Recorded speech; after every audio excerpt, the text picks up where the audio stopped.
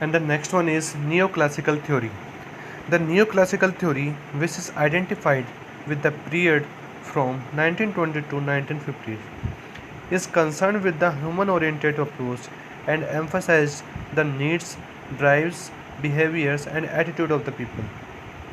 This theory is adopted in two types of the school named as human relations school and behavioral schools, into which first of all we will study about the human relations school.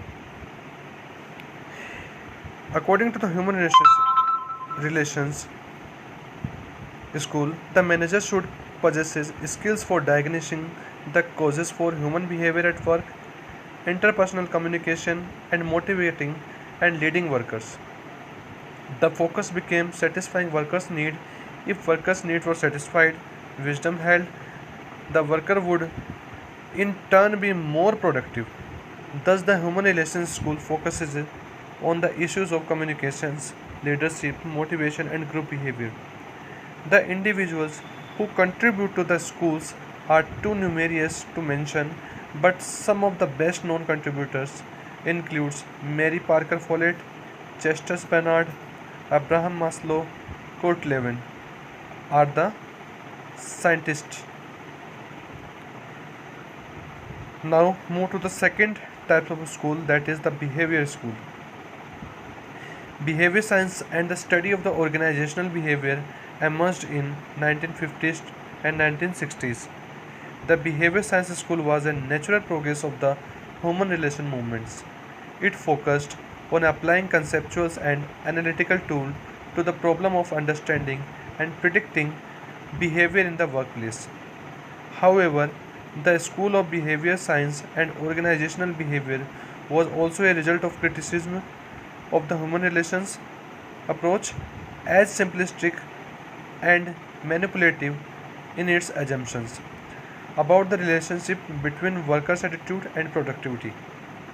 The study of behavior science in business school was given increased credence by the 1915 Gordon and Howell report on higher education, which emphasized the importance to management practitioners of understanding human behavior. Okay, now move to the next theory, that is modern management theory. Modern management theory highlights the complexity of the organization as well as individual and the diversity of their needs, motives, aspirations, and potentials. This theory is further classified into four categories, that is systems theory, contingency theory, organizational humanism, and management science, into which our syllabus part is concerned with the system theory and the contingency theory. First of all, we will study about the system theory, or we can say that the system schools. The system schools focuses on the understanding the organization as an open system that transforms inputs into outputs.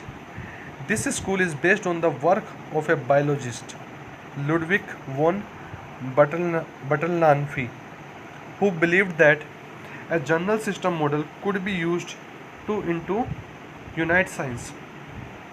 Early contributions to this school includes Kenneth Boulding, Richard Johnson. These are the scientist name. These are the contributing members for the system schools. Okay. A system school is an entirely made up of two or more independent parts that interact to form a functioning organization. And the contingency theory. In the contingency theory, we can say that contingency school. In the contingency school, focuses on applying management principles and processes as detected by the unique characteristics of the each situations.